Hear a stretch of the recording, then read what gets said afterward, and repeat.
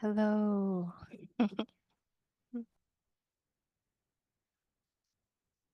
Mm.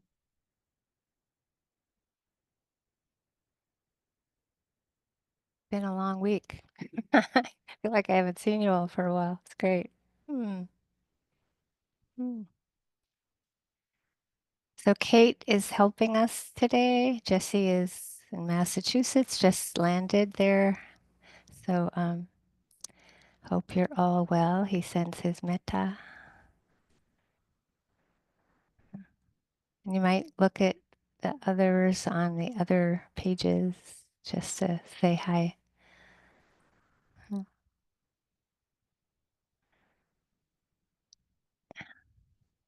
It's a quilt of faces, all of us. Mm.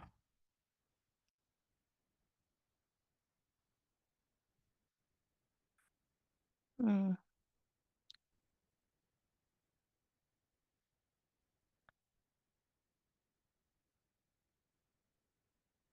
Yeah, good to see you.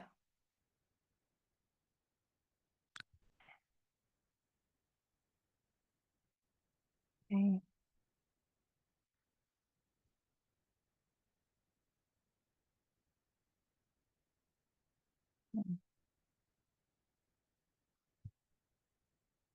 So please just get into the sitting position, kneeling, standing, lying.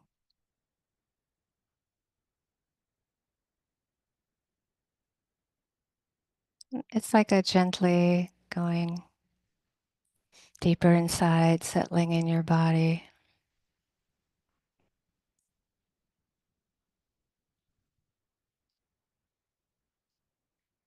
And often, if there is any experience of disconnect from ourselves, sometimes it can be helpful to put our hand on our heart center or not, but just to, it's like finding our heart, finding chitta,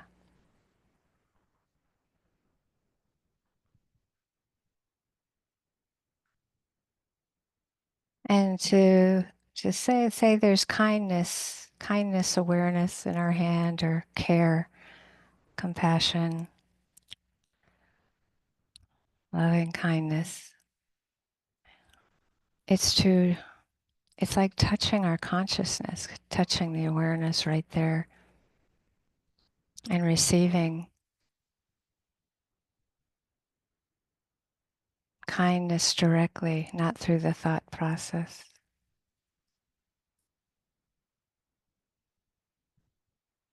This doesn't have to be intense. It can be a very, very quiet, light tenderness. It's like the tenderness of existence itself.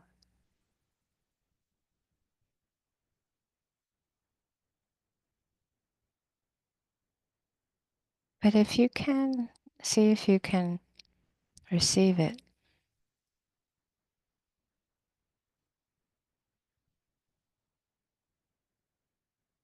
Sometimes you can notice the movement of your breath there,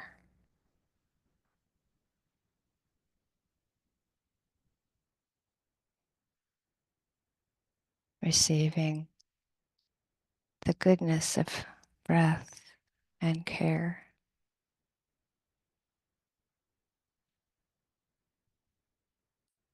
the breath of life.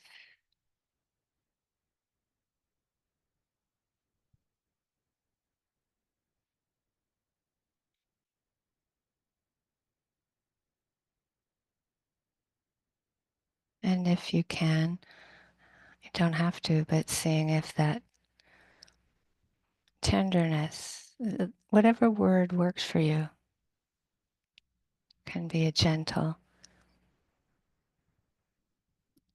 awareness. It's like the gentle touch of awareness, kindness, tenderness.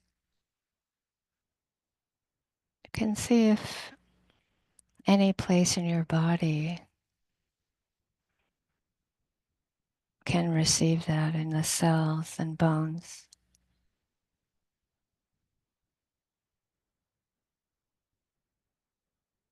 Some places might yearn to be quenched.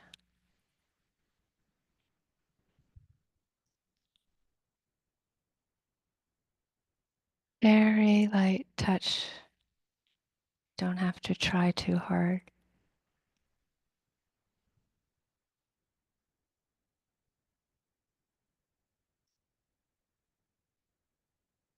If you can just notice that the awareness in our body can receive the kind awareness.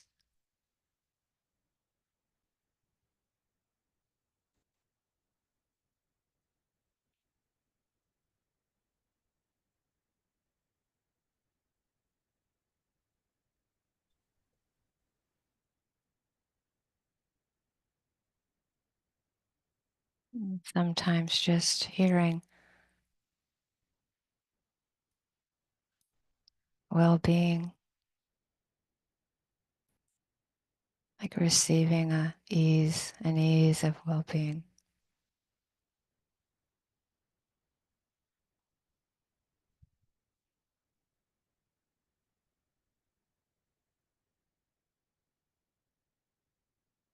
Is possible, calm, relaxation.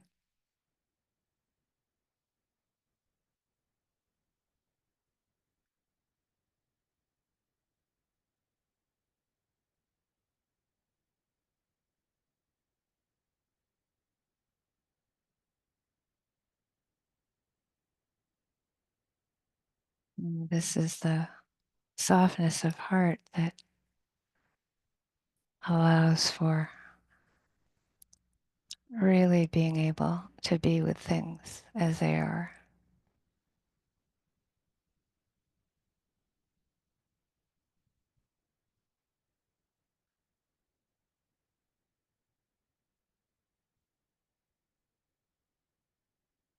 So it's a kind of anchoring with a loving kindness, care.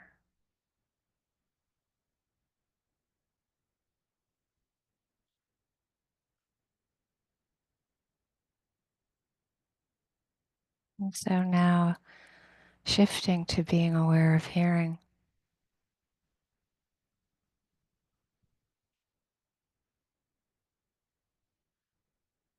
It's a same kind of receiving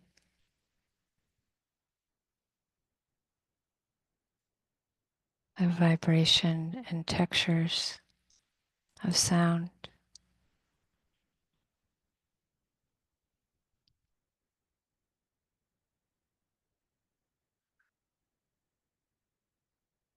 And you see if you can do that without going through the thought process.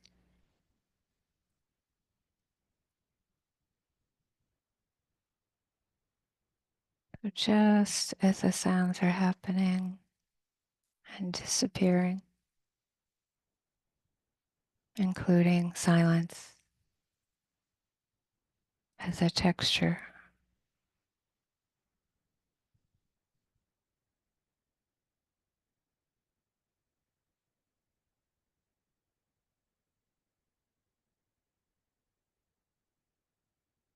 So you don't try to make a problem out of the thoughts about the sounds. They'll happen inevitably. It's just thinking, oh, that's a car, that's wind, that's silence.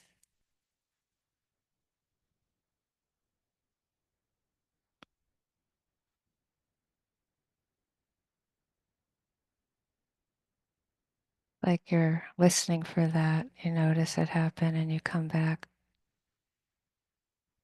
to the direct experience of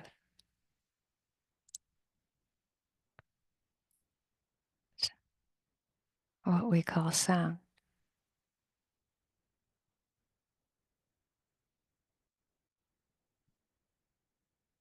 pre-verbal.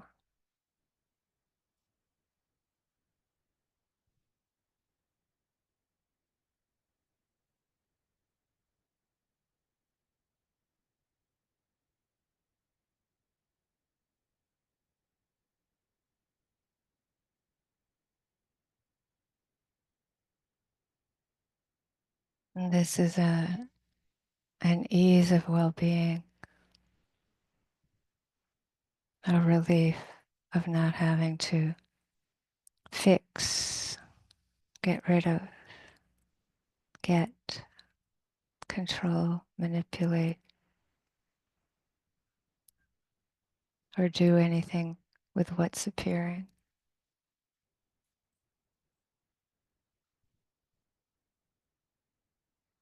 Connecting the attention without the need to control with what we're connecting with.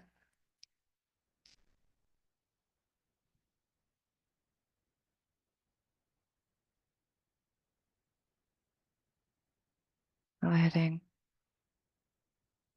things be just as they are.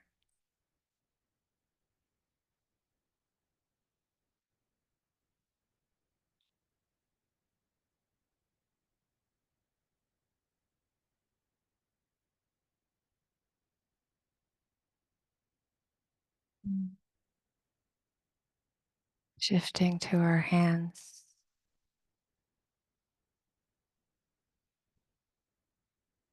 Those are words that help us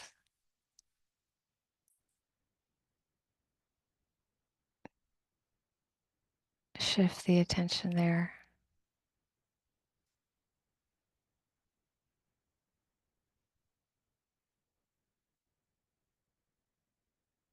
And it's a practice of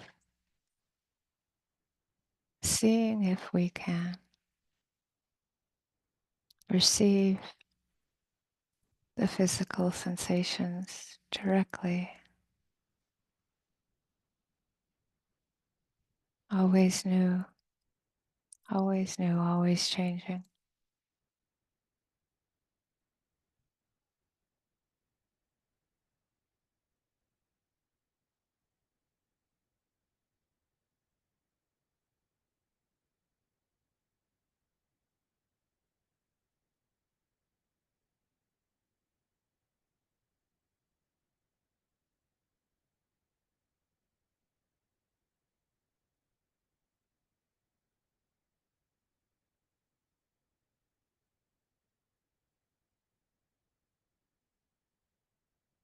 To,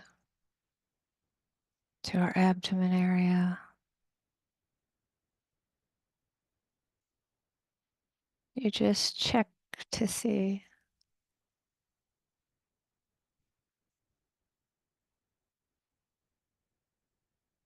can the attention be right with the movement of the breath, like the movement of sound?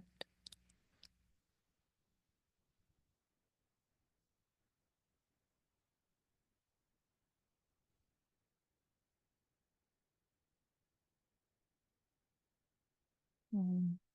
Receiving the swells.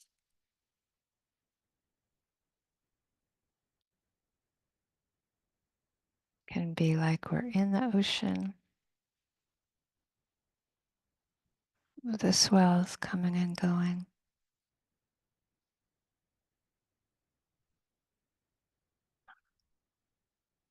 Noticing them crashing on the shore.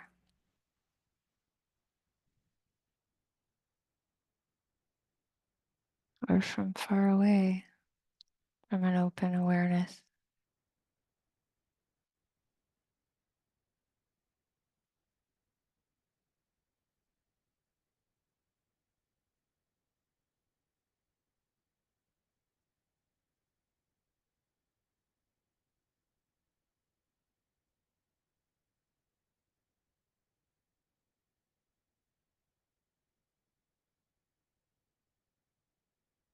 very tender.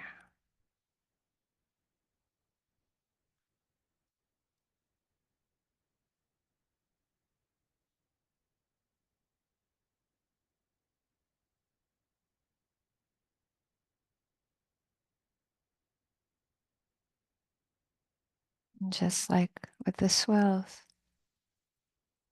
not me, not I, not mine.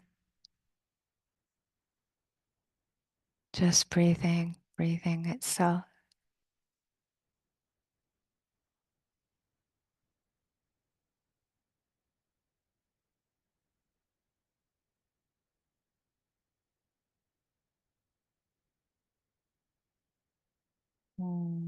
Understanding that we can allow the breath to come and go just as it is without controlling it. Long, short, vague, clear, tight, rough, smooth, light, texture, vibration, warm, cool.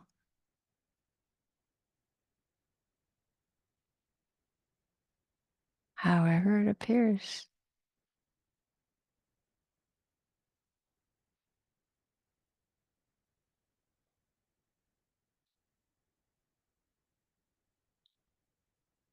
That allowing things to be just as they are.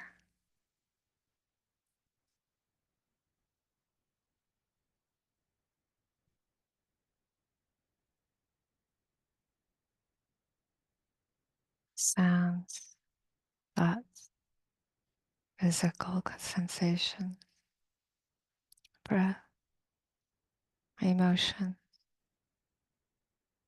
pleasant, unpleasant, neutral,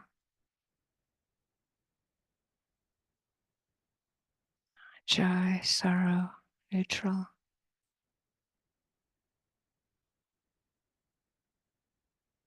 coming and going, just like sound and breath. Not me, not I, not mine.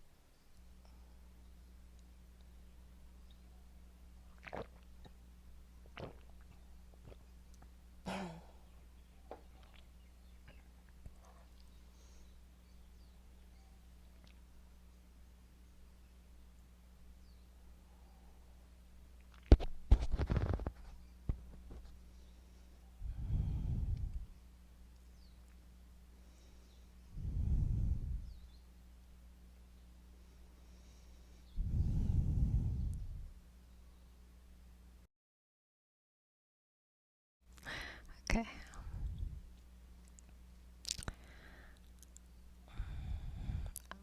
So I'm going to take question and answers today, but I wanted to just acknowledge that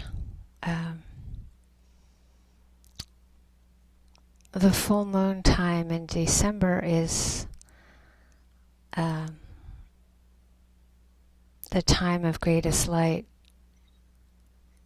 in this time, in this darkness time, and the solstice is the 21st of December, and in the northern hemisphere, a lot of the spiritual traditions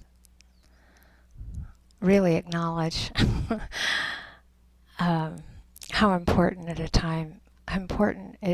time it is spiritually as Homo sapiens on the planet. So for down under, for the southern hemisphere, it's the opposite. Of course, it's almost the summer solstice. But most of the people at the sitting are most are northern hemisphere humans. So just wanted to acknowledge that. Yesterday, when I was at the farmers market at 3,000 feet here where I live, it's quite cool to cold for those of us living here. And I went around the back to sit at a picnic table with my little tea, and I noticed this young man come sit on the other side with his cup of coffee, and then this old man, older than me, sat on the other side of me with a cup of coffee. And we were all just sitting there in the sunlight. It was early morning. And there was such a sense of gratitude, utter gratitude for the warmth of the sunlight. And I often think of insight and loving kindness, compassion as similar. Like there's this sense of but you have to get the feeling, the felt sense of it through sometimes that sense of the warmth of the sun if you've been cold, and the utter gratitude you feel for it. It's similar when you can receive a sound non-verbally, or really understand you don't have to control what's appearing, or when you can have a sense of care for yourself unconditionally, without conditions. Yeah, there's a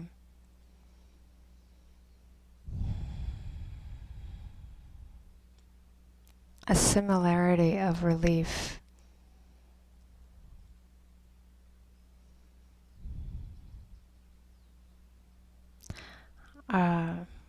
Because of high winds, the big fires in Lahaina, Maui, recently the Hawaii Electric Company has a policy now where they turn our electricity off if the winds get high. Like where I live, the winds get like 60, 70, 80 miles per hour, so like it's kind of funny when they turn them off, the electricity off when it's 40, because I'll feel like, but it's not even windy, right? But at any rate, they did that the other night. And yet again, there's just that sense of like, wow, like it was really dark in my house. It was just incredible. And I had to get up at like 4:30 to go to something, and you're just getting ready, like where's my whatever rain shoes. It was just like, how do you even find anything? But again, I find that the importance of experiencing darkness and receiving it and understanding it, because it makes us so grateful just for one star, our star, right? Like our star, that we all share, just that sense of why the spiritual traditions emphasize this time of year is so important. And yet, if you look at how modern life is designed around this time of year, it's totally crazy. Like, right, it's like everyone is so busy, and like you go out there and it's like, whoa, just the amount of bombardment of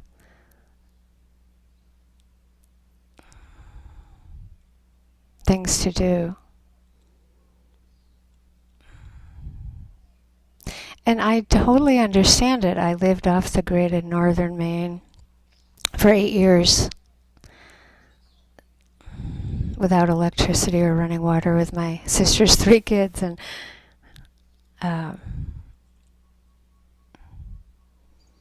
it gets dark at 3 o'clock, right? You bring the kids through the woods to the bus, the bus. And you don't think you're going to make it, right? So like I understand why it gets busy, so humans can avoid the pain of the darkness. Meaning it's hard to get a lot of things done if you don't have electricity. And yet, it's like it's an opportunity to go deeper inside, to get as quiet as the weather asks of us, really.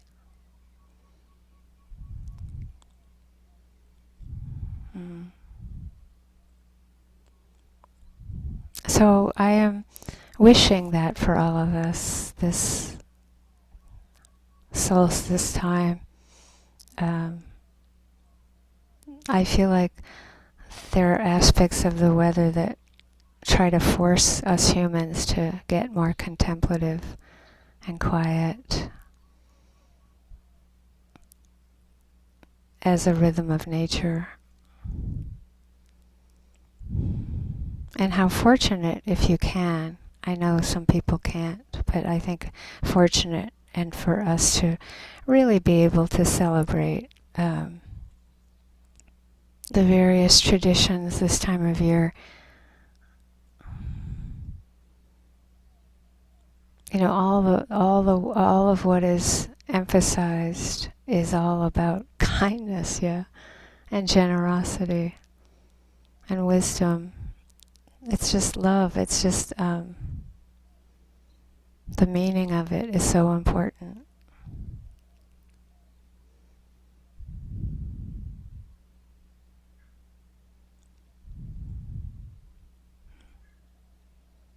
Yeah. So I don't expect that anyone wants to ask questions about what I just said. I just, at this time of year, I feel like it's important to acknowledge that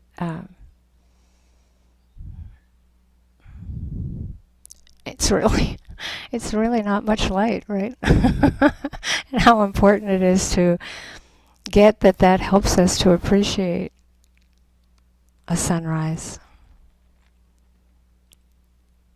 Or whatever, the warmth in the house, whatever that is, that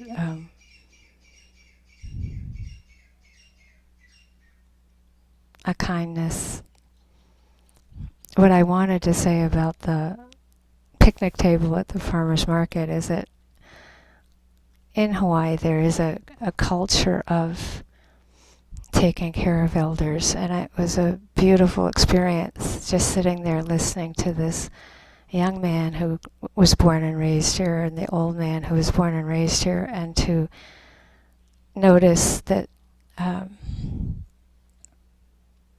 there was such respect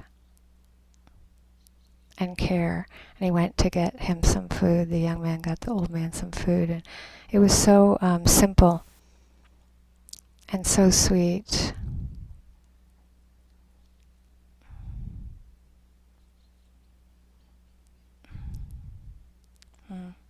So, yeah. So, in terms of the big picture today, if you have any questions about anything to do with your practice, instructions, talks that have been given, whatever.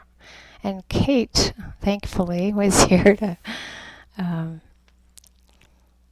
help you if you need to learn how to raise your hand on the screen, right? Yeah, there's a react button at the bottom of the screen, and also if you can't find it, you can raise hand physically, or you can put it in chat if you like. Yeah, so I'll catch any of you. I'll try. Thanks, Kate.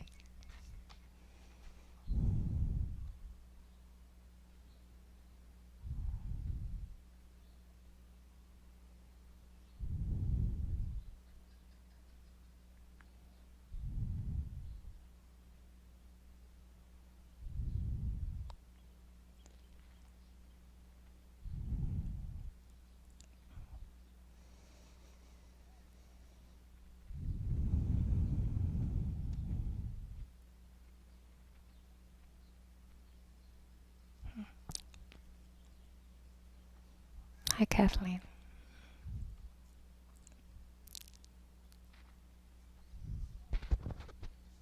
Hi.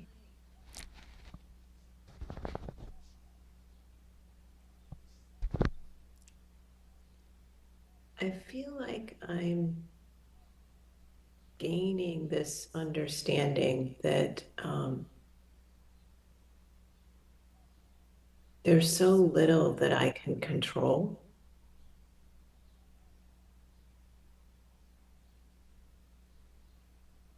And, my cat's been pretty sick off and on over the past month and a half. And it's been a great teaching because there are times when he's okay, and I feel a lot of gratitude for that. But also,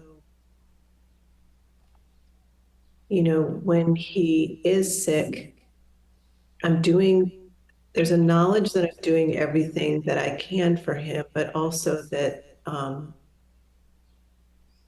a lot of it is outside of my control. That it's just the flow of experience, and this is what's happening for him. And I feel like there's a sadness there. I think a lot of it is just I'm sad that my kitty is going through this. Um, and I have compassion for him and for myself. But I feel like there's also this sadness of I used to think that I could control these things.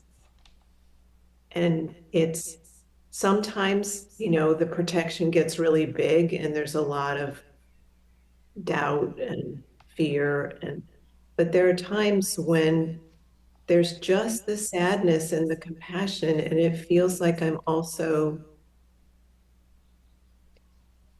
like there's loss there, like I'm grieving that I used to think that I could be able to control it. I don't know if that makes any sense. Yeah. It's if you look at even the progress of insight, the traditional Buddhist, in the if you just took the Mahasi tradition that we're in, if you follow the progress of insight, there's a grieving process with each insight. That's how powerful it is. So it's a loss of how we thought the world is. Yeah. And so you'll notice that we tend to offer enough support of the Brahma Viharas to have an anchor of the heart soft enough to be able to get strong, right? Like it's a strength that can to actually face anicca, dukkha, and anatta on the levels that we are asking people to drop into, like that takes such courage and such strength, and it's called the progress of insight, right? So that it's really important to know that when you're directly up against mortality, strangely, the mother feral cat that I'm very close to, she's been sick for about the same amount of time, and the vets don't want anything to do with her because she's feral. But she's what's so strange is that Steve is in Thailand, and I have her be on the cell phone with him for half an hour at a time. Like she talks to Steve for an hour and a half a day, and she's feral, and I can't pick her up, but I just go out to the garage and I call her and I say it's time to talk to Steve, and she runs over and she jumps up on this little cushion, little bed I have it's all set up for her to make the phone call, and I'm just a appendage of I sit there with the phone, and she just is like this she doesn't move for half an hour. It's amazing. And so yesterday, was it? No, Friday I tried calling this vet I heard about that. I tried to talk him into doing a video call with the cat. and, and he's like, she's a feral cat. You can't pick her up. And he's like, no. And he's like, no. I don't treat feral cats. And I'm like, just give it a chance. But he wouldn't do it. But then I got off the phone and I had a laughing fit because I thought that must have sounded really crazy. But it isn't if you actually see it. But the feeling of being close to any being, right? But an animal, you can't say, well, are you hot? Do you have a fever? Like, does your stomach hurt? Right? Like, can you see out of that eye? Can you see? You can't. You can't even say, do you think you're getting better? Right? Like, all you can do is do the best you can to let them know you're caring about them, and um, it's a very in terms of dukkha, right? Anicca, dukkha, anatta again, and you're in the anatta land of it. You're in the uncontrollability, Yeah. and then it's kind of like really. Um, it all comes down to living out karma. Yeah. And I feel like I'm deeply grateful that he is my teacher, right? Yeah. And that you are my teacher. Thank you. Yeah, Very helpful. yeah. It's dukkha, dukkha, dukkha. I think sometimes we're just surprised by dukkha. But it's,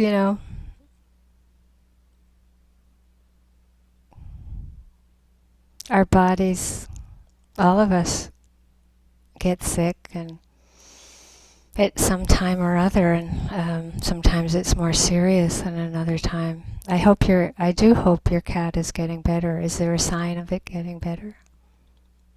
He was getting better and then he threw up again this afternoon. So,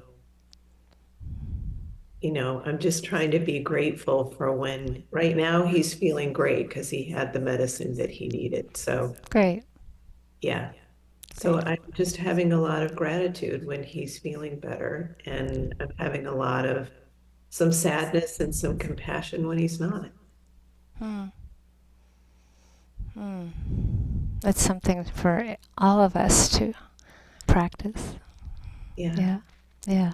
There's a part of it that even in the sadness, that's just really beautiful because it's so, I feel so connected to what's really happening because I'm not in that moment, I'm not having the protection of the doubt and the fear and it comes and goes, but when it's not there, I have this gratitude that I'm just very connected to what's actually happening. Mm. There's something I've been trying to put into words, like you might have heard me mention it a few times, but like a disentangled care.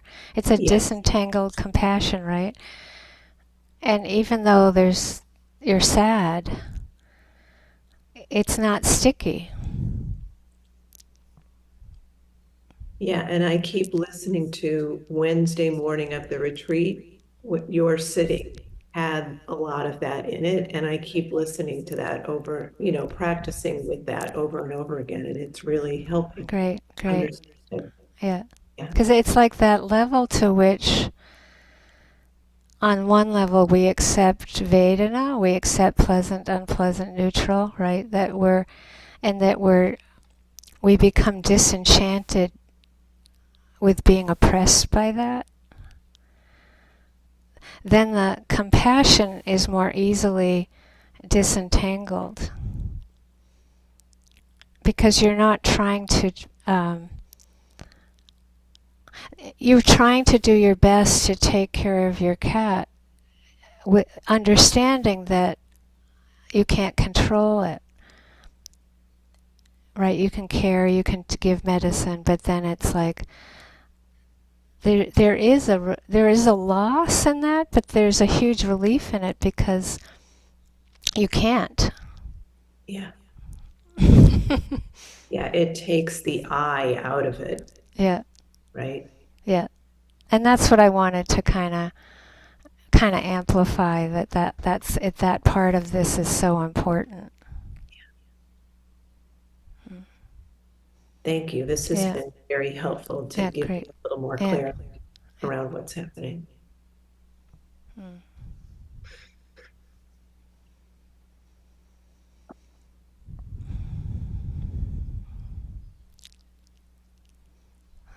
Samantha. Hi, Samantha. Hello. Hello. Um, I have a question about self-hatred. Um, Oh boy. it well, it was very intense in my last retreat, and I'm doing another little retreat. I've never experienced much dislike for everything. Samantha, you're breaking up enough that I'm not sure I'm getting everything, and I don't want to guess, which I could try, but. How's this? Is this better? I think so. Let's try. Okay. Um, I have a lot of self-hatred That's better. for everything. There's been more aversion in my practice, but it's really directed towards whatever my sense of who I am is, my body, my eyes, what I'm doing wrong. I'm doing everything wrong. It's just so intense dislike. And then it does subside when tranquility comes up, especially, but it keeps on coming back. I want to hate myself like this forever. Well, okay, that's a good place to stop. But did you say you were on retreat right now, or is this just good old every Few days, yeah. 2 days? Uh, Okay, for 3 days. 3 days. Okay. Um,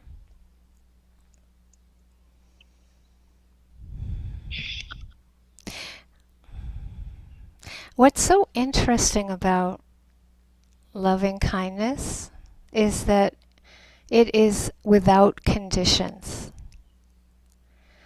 And so when we think of the word forever, unconditional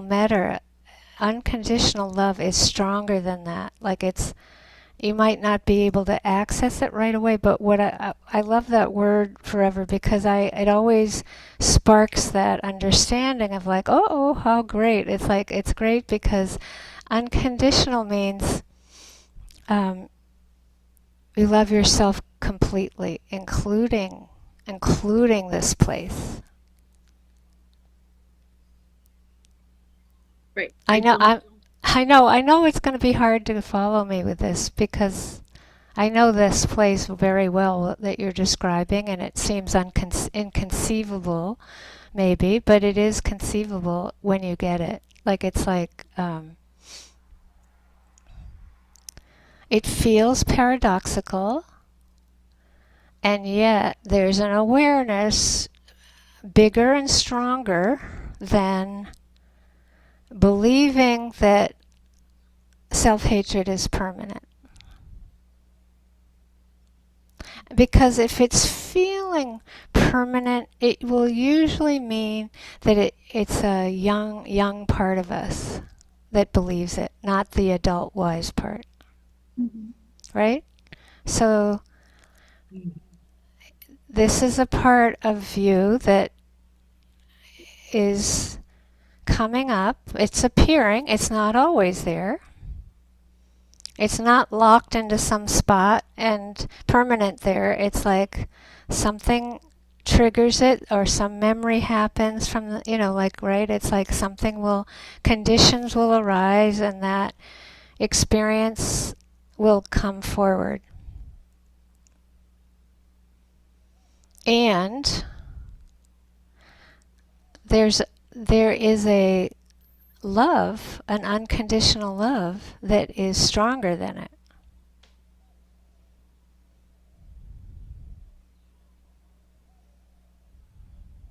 And so I'm just like I'm inviting you to just consider that as a possibility. I'm not inviting you to believe that yet, but I think that I'm starting there because what happens is if this intense self-hatred appears, there's a part of your awareness structure that resists it. So when you disconnect from that part of you, you leave that part of you all alone. And you learn to do that. You learned it. And so the more the self-hatred goes on, the aversion to the aversion to the aversion, in this case, the more disconnected you're getting from yourself. And the more permanent it's going to feel. Because that's what you did as a kid to protect yourself.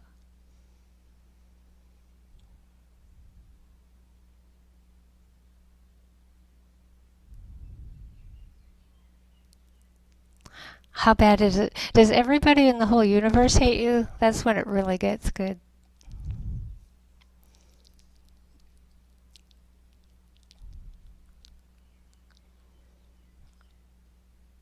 You're asking me. I'm asking you, does everybody in the whole universe hate you?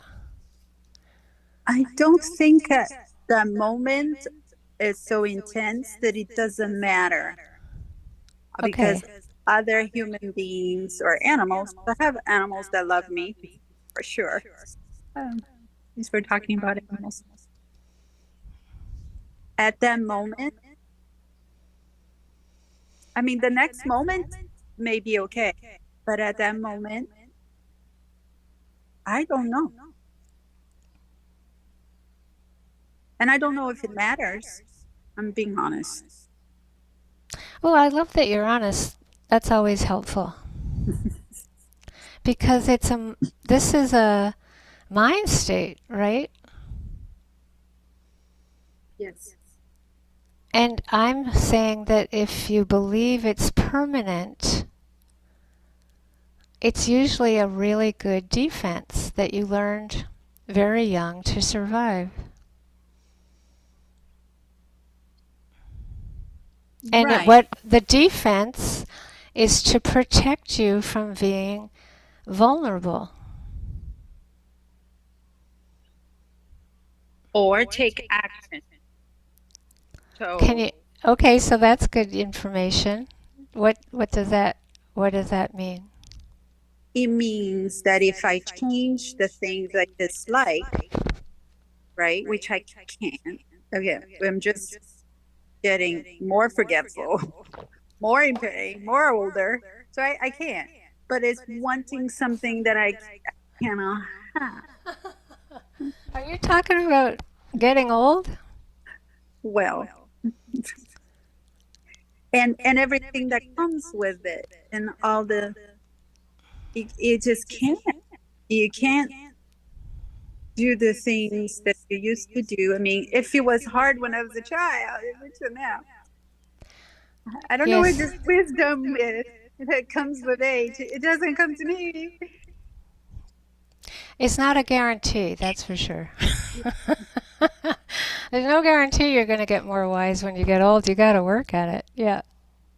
Yeah. Well, you know what, Samantha, I know I bring this up every time, but I'm going to bring it up again. Guess what I'm going to say? I wouldn't dare. Doubt. Mm. It's your karmic knot again. Doubt. It's very slippery. Very slippery. 3 days into the retreat, your karmic knot sledgehammering you around. And it's slippery. It'll take a different form each time. Thank you. Yeah, I mean, I don't want to say it like it's just doubt, but on the level of hindrances and karmic knots and getting that your karmic knot is going to be slow, slippery when it appears you're going to believe it.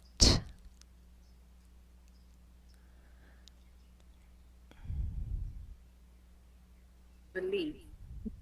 Well, you're even describing it, believe it or not, you are describing it as impermanent, even though when you experience it, it feels permanent. And that's a lot of work. You've done a lot of work on yourself to get that, right?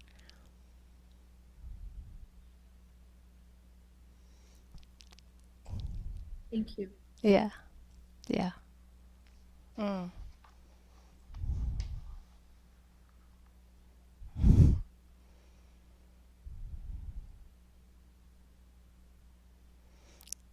I mean, I will say about getting old that my experience, and with a lot of people, is that the karmic knots get much more visible. And if you're really wanting to be free, and you do have these wishes, the more you get free and the wishes to be more free, your system is going to offer you what you need to get free. Your system isn't going to play Pollyanna with you and pretend that it's free. If you're deeply asking to be free, then the shit's gonna hit the fan, so to speak.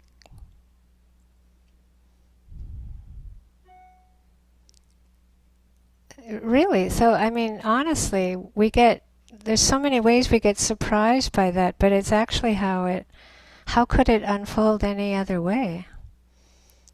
But again, the traditions we've been in, the way it's presented, is that it's going to just get easier and easier and more effortless and less difficult. And it's just not possible. It's like we're getting better and better at dealing with stuff, but of course, the enameled on, caked on places of resistance, they're going to need to appear, or we won't get a relationship with them.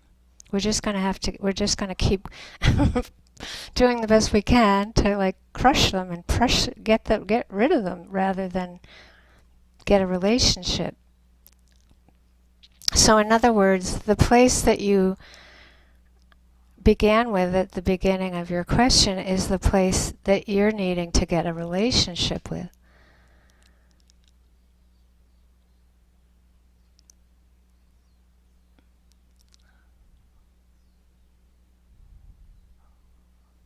it's the places that we don't want to get a relationship with it. They're still here when we're in our 70s because we still don't want to get a relationship with them. It's very, very clear to me.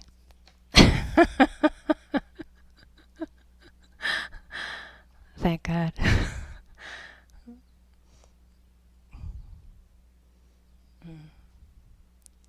Ha ha ha ha, ha, right?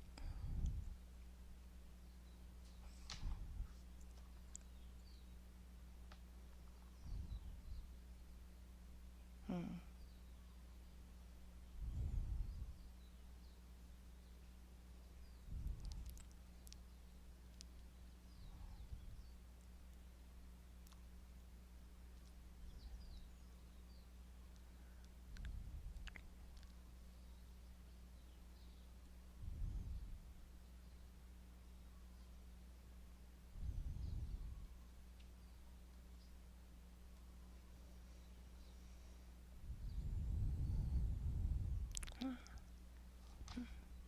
JD. Hi, JD. Hello. Hello, Hi. everyone. Um, yeah, I just wanted to thank you. I feel like, when you come into a group, I guess I've been coming a couple months, and you feel like everybody knows each other, but then you also feel like you know everybody, but you don't. And it's just a funny thing, these little aquariums.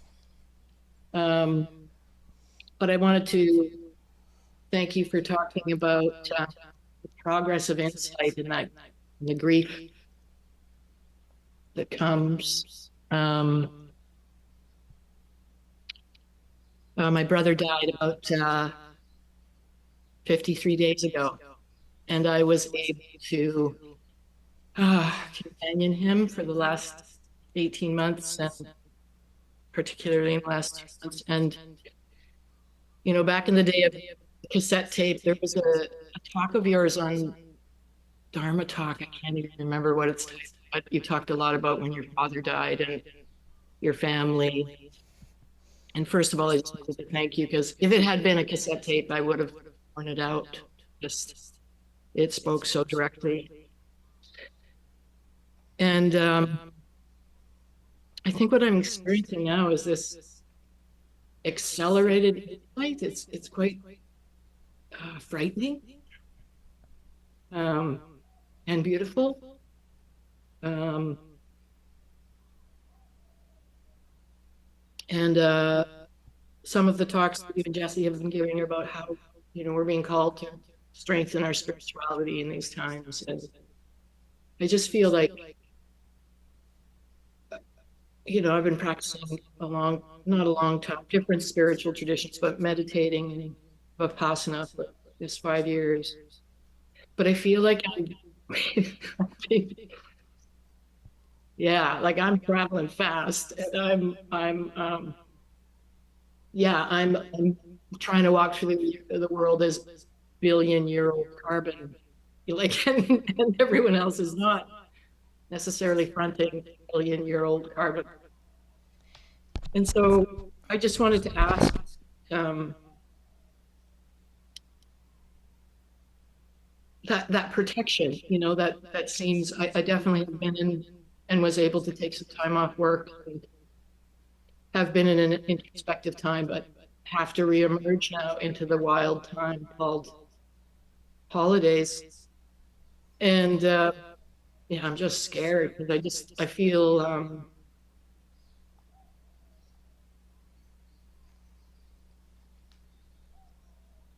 I only feel angry when I'm sitting or when I'm listening to teachings or writing, and people, I just get overwhelmed super easily. Like I don't really even understand conversation right now. And I just wondered if there's any yeah, wisdom you can share on those times that I feel like I've been given this gift. One of the gifts my brother gave me is just cracked open a lot of things. I'm seeing the stuff that's baked on. Right. But now I got to go out there and appear normal. So Well, I think that I would encourage you whenever you're feeling afraid and vulnerable, and like, of course I'm feeling afraid. Like, really try to get that to be part of your practice, just like daily practice. If you're feeling overwhelmed, of course I feel overwhelmed, or of course, like, instead of fighting it or trying to say, well, you shouldn't be because it's not strong and whatever's happening, I shouldn't be over, whatever it is, try to get, just throw that out, because it's much more respectful of yourself to be able to just say, of course, right? And that's the information your system's giving you. And try to believe it. Like, right?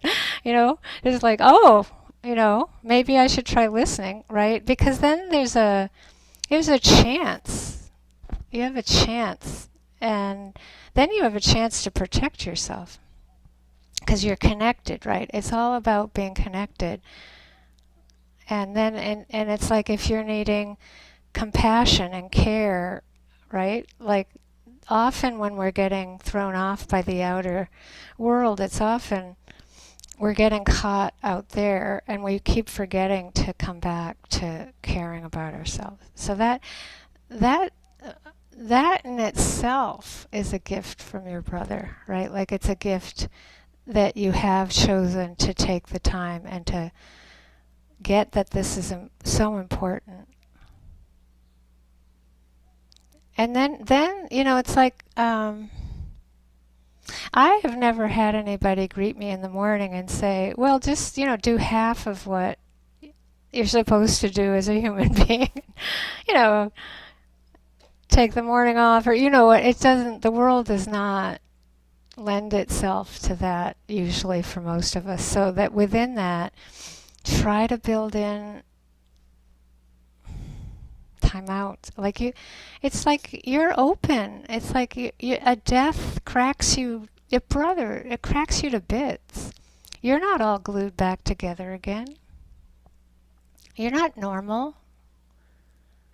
Hopefully you won't go back to the same old glued, right, it'll, because it's a huge gift to be cracked open, as you see, and it's another loss is having to leave. It's called a liminal place. It's liminal. It's a different world that you've been in, and of course you'll have to leave it somewhat. But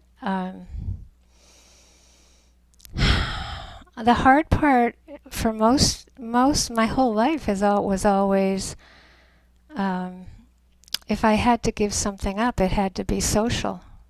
Like, if you're working and you want some space, how much social time do you have, right? Like, that's the hard part. What do you give up? What do you keep? Try to get the support you need, right?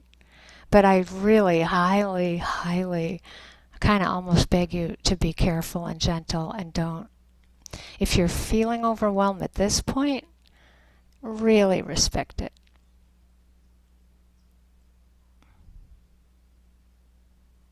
You have to. No, your system is going to make you. I mean, things are a little better, but it would be like, when my mom died when I was 13, what was that, 1964? No one cut me slack. My father never discussed it with me, nor my sisters. We didn't even discuss that it had happened. So the world has changed in a good way, but you still have to be careful, because I remember when my sister died. I remember the neighbor where I lived in Honolulu. He it was so bad it was funny. It's like, well, Michelle, you got to move on. She's gone. She's dead. Time to move on. And it was like a couple days. But you see, like, you have to watch out for people like that.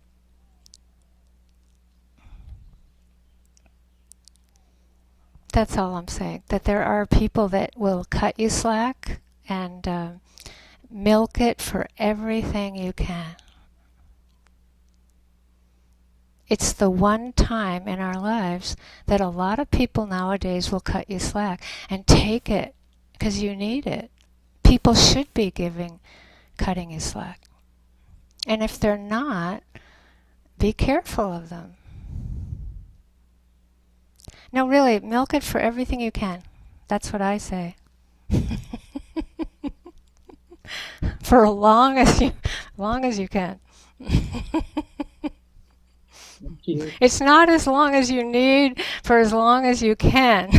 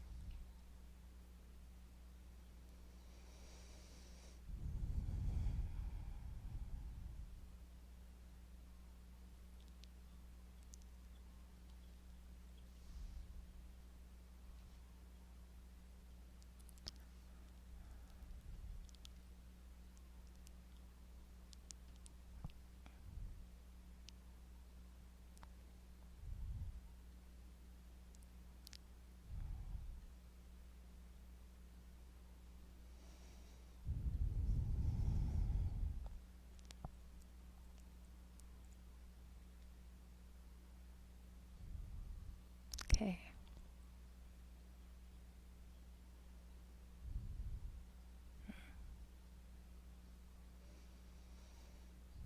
Well, thank you for your practice. Yeah, thank you for the questions today. Kate, thank you.